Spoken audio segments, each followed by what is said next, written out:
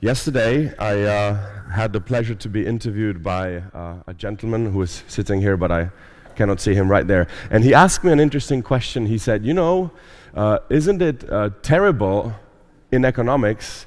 I have nothing to believe. There is nothing more to trust.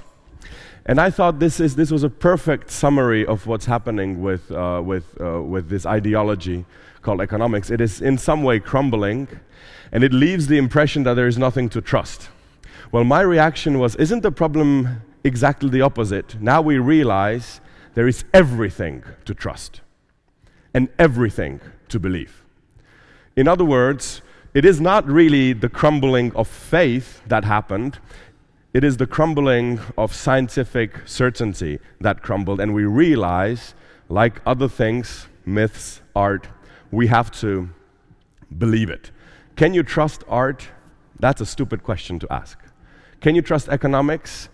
In the like manner, this is also a faulty sort of a question to ask. In one way, economics is built exactly on a set of beliefs. In this way, we're not really experiencing the crises of capitalism. I think a better way would be to say that we are experiencing the crises of growth capitalism. In the meantime, economics, I feel, has become a universal ecumenical religion of the highest order. Isn't the discourse like this? Every culture is different, and we should learn how to talk to each other and understand each other and all that jazz. Every religion is a little different, let's learn from each other. But there's one economics. Maybe more gods, but one economics. It was a common faith in which the whole globe gathered, and this is something that we all believe in. And this is something that we all strive for. It is now, and through an economic perspective, that we view the world, that we view ourselves. What's the problem with Greeks? Do they have a different culture? Do they have a different music? What's the problem? No, the problem with Greeks is that there is an economic wedge, an economic gap, an economic divide. So this, I think, is what economics has become in one way. Now, how did the beliefs get into economics? Of course, you can also read this backwards. Why do we feel unjust? Is it because there is injustice happening in our society?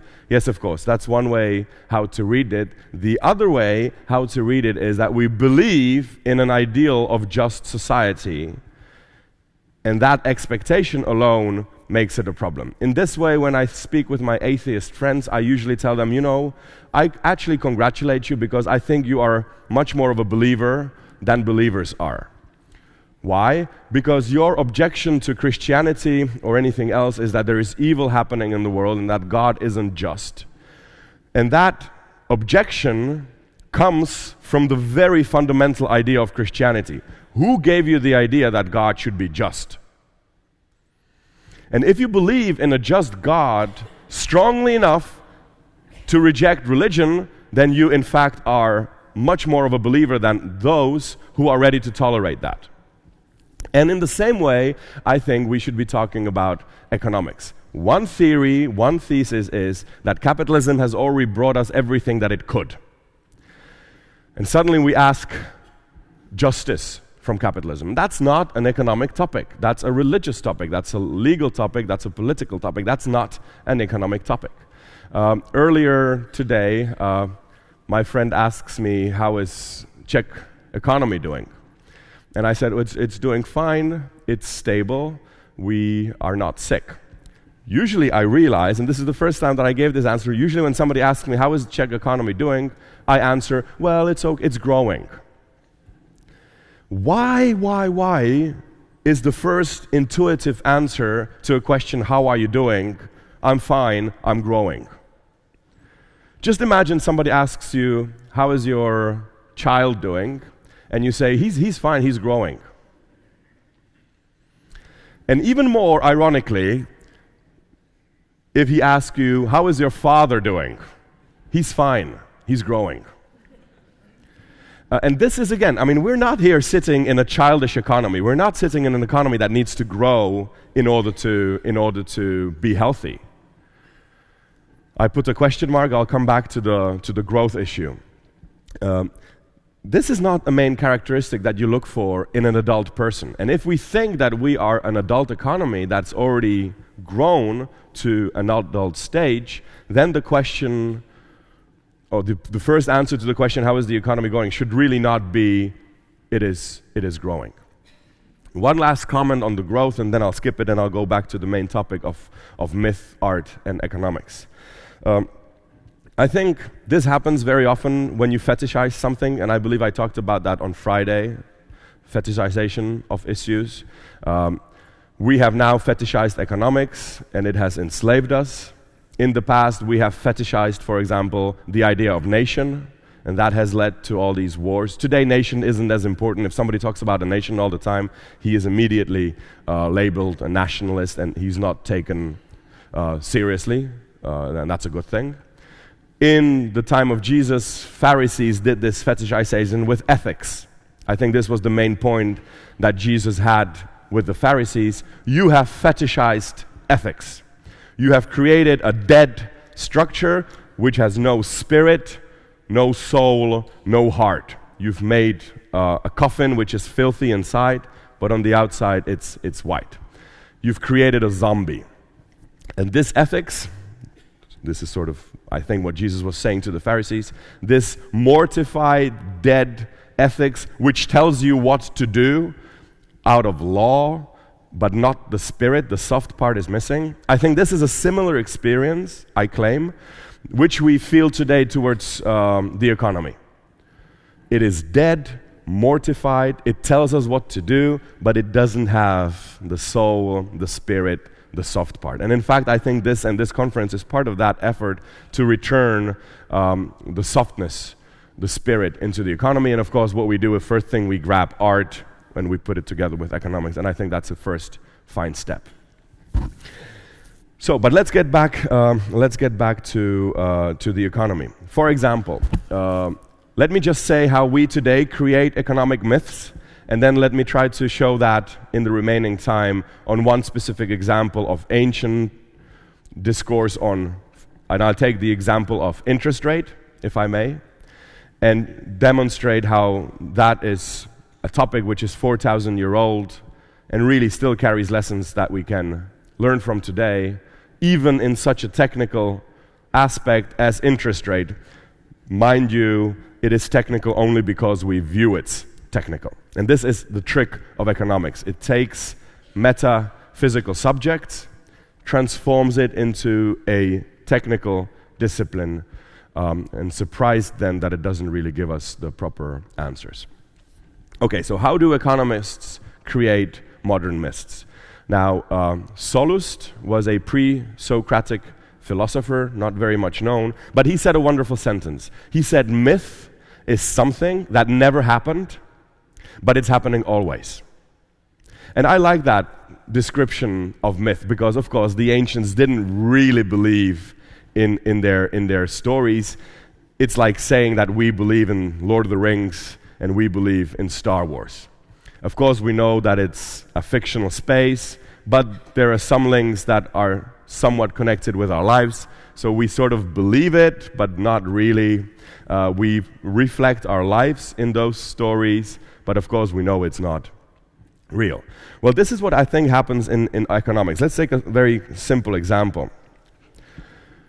We're sitting in whatever, laboratory or a lecture hall, and we make an experiment in which we use technical assumptions. For example, let's take a technical assumption. Human beings are rational, egoistic, maximizers of utility. This is very simplified, but basically this is the model of Homo economicus. Now, we perfectly know that this is a technical assumption. First hint is, if this was true, we wouldn't need to assume it. We do assume it. It's sort of a trick. Let's imagine for a while, for the purpose of easier calculation, that's, by the way, the only purpose why we do these exercises, that human beings are these three things. And that, to me, is fine. In the laboratory, it's a myth that we know of. We are aware of it. It's a technical assumption. In the same way, when physicist is calculating a free fall of an object, he makes a very useful trick and says, let's imagine for a second in some fictional space, it is not real, in a fictional space, that friction of air doesn't exist. And it proved to be a very genius, very brilliant assumption, which of course isn't true. I mean, thank God friction of air does exist. If it wouldn't exist, it would be, our minds would explode in a second. So far, so good. The problem arises when this economist goes into a pub later in the day, has a beer with his friends, and says, you know what? Human beings are rational, egoistic maximizers of utility. And he enters into a philosophical debate, perhaps even a theological debate or sociological debate, and he starts quarreling with his colleagues, saying, no, human beings really are rational, egoistic, etc., etc. What's the problem? Well, the problem is in the morning it was a assumption, or maybe a myth, a useful myth, to help us explain certain behavior. This is what myths were for. Why does the sun rise? Well, there must be some chariots. Okay, good enough for me. Not good enough for us, but good enough for a child. Also good enough for, let's say, the explanation a couple of thousand years ago. The problem is when you actually start claiming that that assumption is true. I know it's very subtle, so I'll try to give a more brutal example. It is the difference between saying, let's assume I have 10 million euros, sentence number one, and a sentence number one, I have 10 million euros. And immediately there, you can feel the difference. There is a huge gap between let's assume I have $10 million and I have $10 million.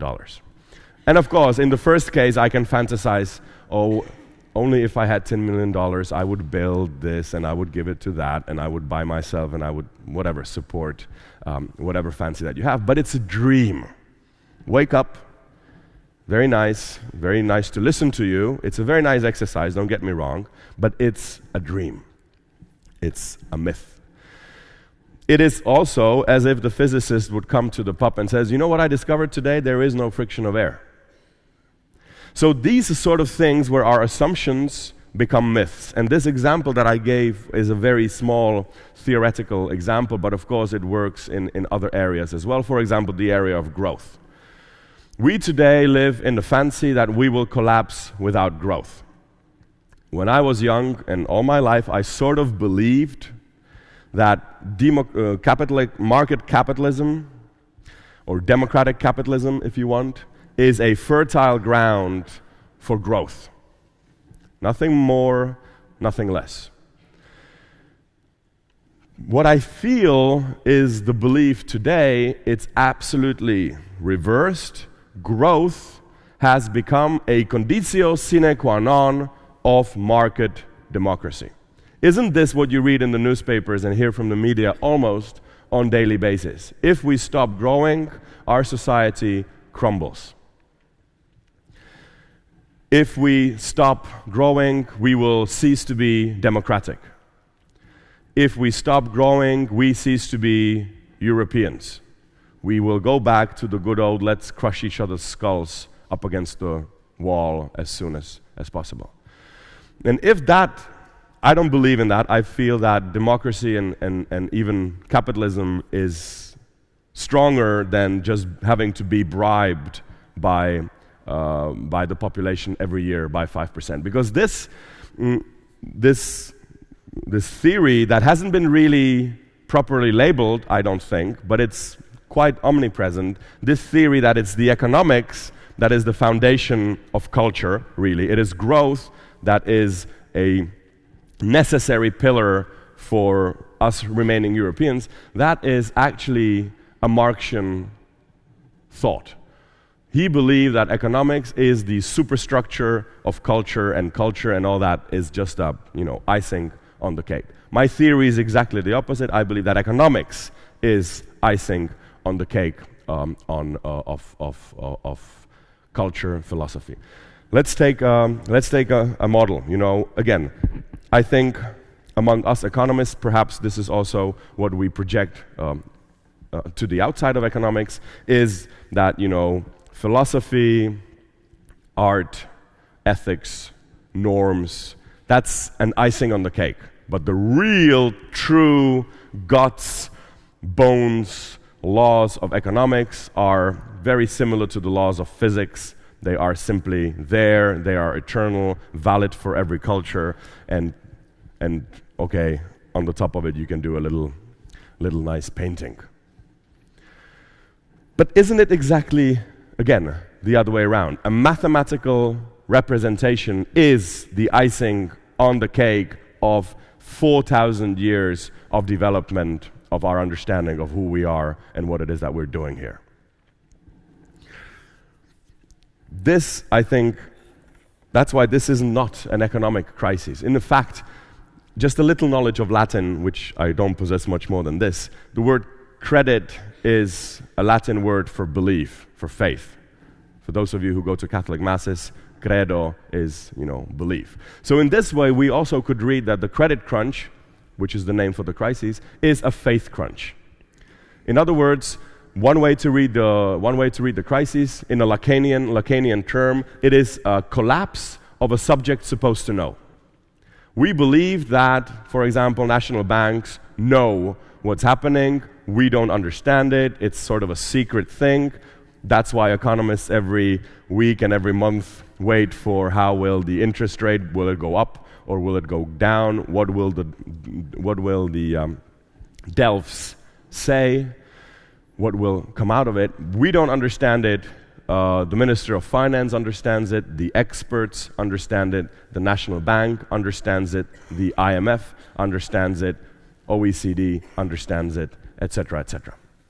And the only problem is how to apply this wisdom, this simple economic wisdom, in the complicated world of politics. There was a wonderful quote by a Dutch politician. It is not that we don't know what to do. We know very well what to do. We just don't know how to be re-elected after doing it. So I think this is of course one reading. I would go even deeper. I would say we don't know what to do. In this way, you know, Milton Friedman once said, we are all Keynesians now, one of the most famous misunderstandings in history. I would add, nobody is an economist anymore. We've realized that this knowledge society of, even I could say it here, that we've created a sort of a society of Fachidioten. We all think we understand it, but when properly reflected, we realize if we understand it at all, it's a very small fracture of reality, even of economics. Even today, you cannot meet an economist who understands economics. You can meet an expert on financial markets. By the way, the word expert does not imply that you understand it. And you can meet an expert on macroeconomics. You can meet an expert on whatever else. But of course, he or she must readily admit that this is not the whole of economics. And when confronted with other joint parts of it, we say, I'm sorry, I'm a Fachidiot. I only understand a small thing. And it doesn't really help to put us together in the same room. That is sort of a program that doesn't really work. If you put a sociologist next to an economist, they will disagree on their assumptions, and sorry, you believe that a human being is collectivist, I believe that he's an individual, rational agent, we cannot talk. So this program also needs to be, in one way, revisited. I think I'm running out of time slowly, and I'm searching for a very great idea that would sort of punch the, as we were taught, you should always spare your biggest ideas towards the end of the speech, but I can't think of one. But yeah, the interest rate, of course. How much more time do I have? Interest rate. This is. Let's take a case study, 5 minutes on interest rate. If you actually study a little bit of what's happening with the interest rate, you can find references to interest rate all the way back to the Old Testament, Aristotle, even Hammurapi Codex in the Sumerian, Babylonian times, Holy Quran, and even Vedas actually have a reference to interest rate. Interestingly enough, all these cultures, whether they could or could not influence each other, I now leave aside, were very, very, very skeptical towards the interest rate. For some reason, simply, religious texts usually said you will not charge interest rate or usury, you will not use usury. And that's it, period. You mustn't use it. If there's something evil about it, don't use it. Aristotle, being a philosopher, went further, little bit, not too much, but a little further with the argumentation, and he said, interest rates are treacherous, money does not multiply, it is not productive like a field. If you rent a field, you may ask for rent because that field is productive. It can create more crops out of the few that you put in. But money cannot multiply by itself. Thus, asking interest rate is charging for time. Time is not yours, time is God's. This is Aristotle. Therefore, you have no right to charge money for time. Interestingly enough, even when you read Aristotle, you can feel that he wasn't very happy with the argument because he has to use theological argumentation. And for a philosopher, especially if you are writing to put in your CV that I am the founder of logics for the next 2,000 years, you're not supposed to use these sort of argumentation. But anyway, he did, and he kind of runs away to other problems.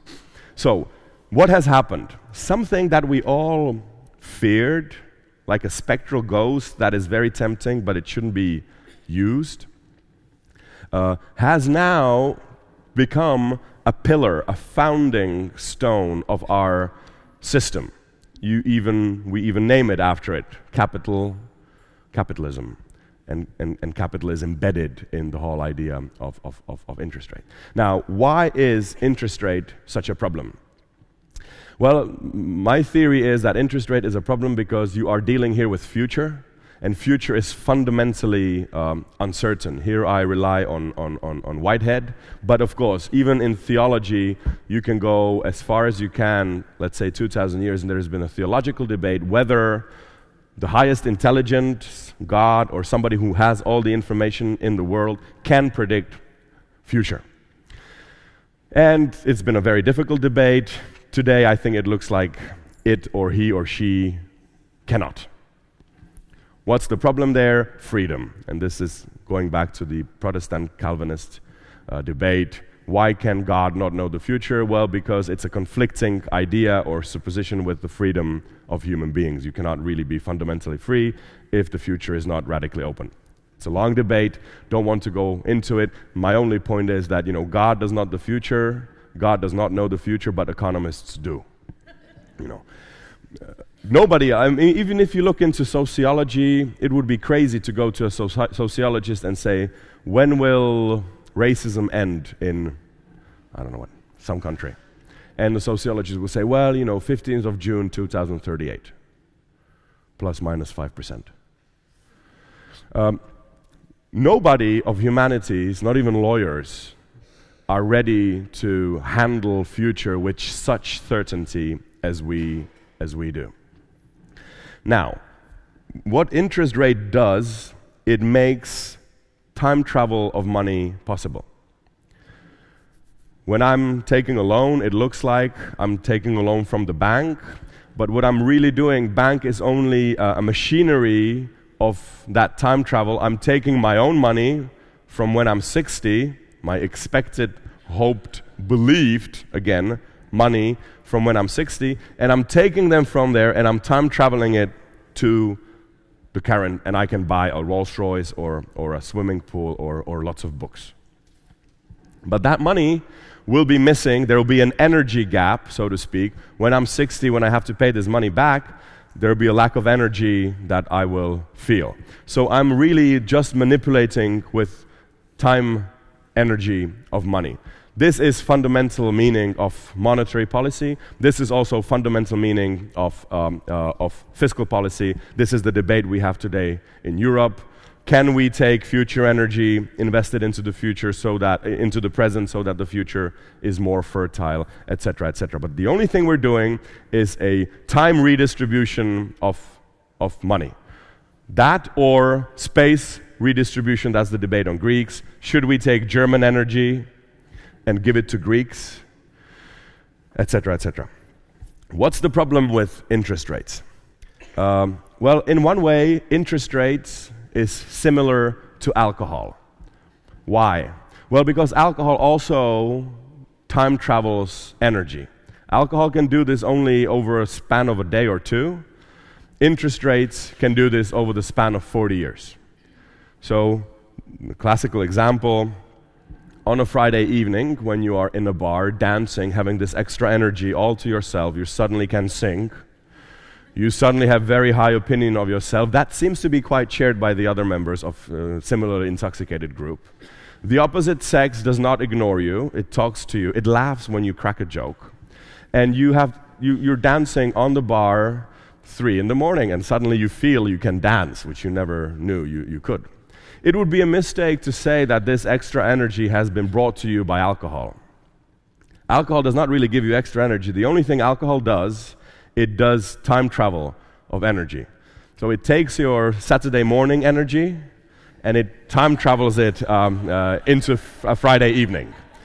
But of course, the energy of the weekend remains constant. You know, it doesn't really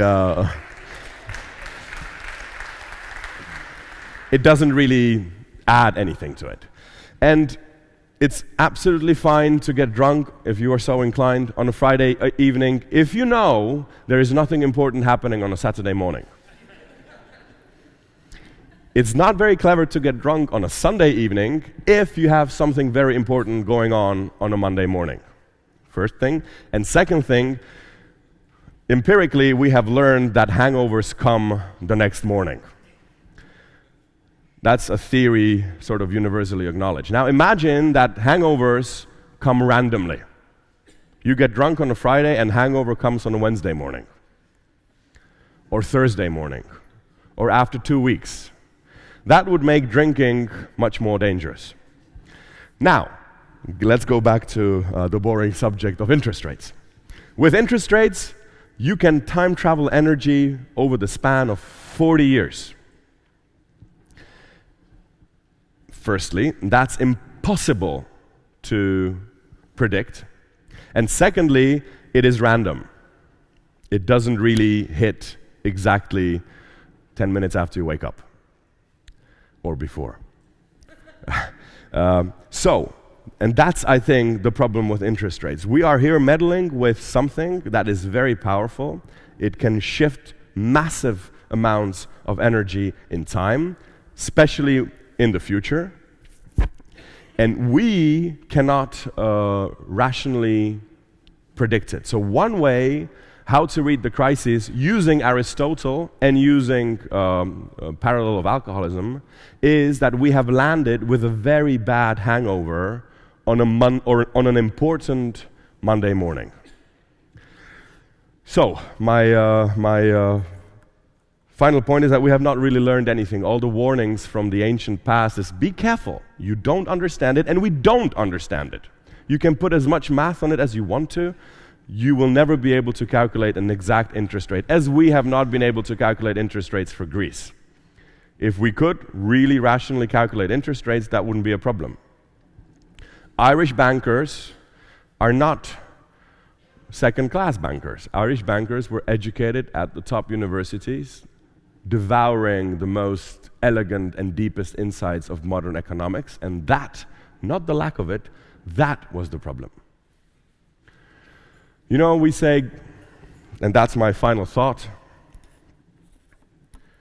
I don't think the economy is depressed. I think that's a wrong diagnosis. The economy is manic depressed. That's the problem. If you want to treat a manic depressed patient, you first have to address his or her manias. It's like trying to treat an alcoholic by treating hangovers. If you want to treat an alcoholic, you don't go healing his hangovers, or her. We have to be politically correct, so, her hangovers. When you have an alcoholic, you should go to her and say, the problem is not the hangover, the problem is your intoxication, your excess of alcohol, your excess of interest rates, your excess of deficits. That's the problem. And that's why we give to manic depressive patients, we don't give antidepressives, which is what we are, by the way, giving to the economy on a daily basis. We need antidepressives. You give mood stabilizers. With a depressed patient, it's good news if she or her or he gets her spirits back. With a manic depressed patient, that alone is not good news because, of course, we have to fear the reversion into manias. So our problem is not depression. Our problem is mania. That's why bipolar disorder patients do not like to take these pills because they spoil their moods, which is exactly what it's supposed to be. So till the moment we will not be able to control our Friday evenings or our manias, there's really little hope that we will get out of this. So it is slower growth that we need, not faster growth. Thank you very much.